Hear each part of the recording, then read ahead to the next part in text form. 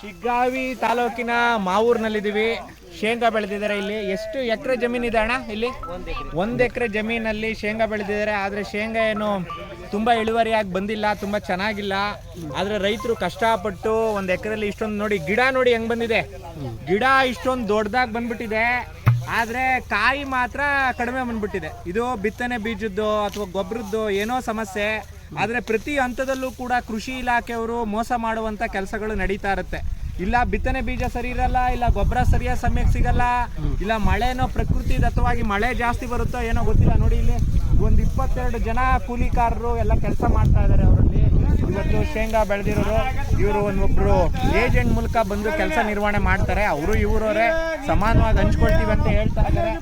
ಹಾಗಾಗಿ ಇಂಥ ಶೇಂಗಾ ಬೆಳೆದಾಗ ಲಾಸ್ ಆಗೋದೆ, ನುಕ್ಸಾನ್ ಆಗೋದೇ ಹೆಚ್ಚಾಗುತ್ತೆ. ಇಳುವರಿ ಜಾಸ್ತಿ ಬಂದಾಗ ಪ್ರಾಡಕ್ಟ್ ಹೆಚ್ಚಾಗುತ್ತೆ. ಆದರೆ ಕೃಷಿ ಇಲಾಖೆಯವರು ಯಾವುದೂ ಕೂಡ ಉತ್ತಮವಾದ ಕೆಲಸವನ್ನು ಮಾಡಿದ್ದಕ್ಕೆ ಈ ಥರದ್ದು ಪರಿಸ್ಥಿತಿ ನಿರ್ಮಾಣ ಆಗ್ತಾ ಇದ್ರೆ. ಆದರೆ ಶೇಂಗಾ ತುಂಬ ಚೆನ್ನಾಗಿ ಆಗಿಲ್ಲ.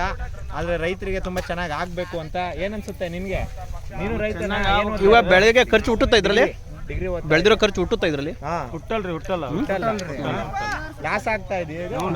ಇಳುವರಿ ಬಂದ್ರ ಹುಡ್ತೈತ್ರಿ. ಇಳುವರಿ ಇಲ್ಲ ನೋಡ್ರಿ, ನಿಮ್ ಮುಂದೆ ನೋಡ್ರಿ. ಇದು ಕಮ್ಮಿ ಬಿಟ್ಟಿದೆ ಕಾಯಿ.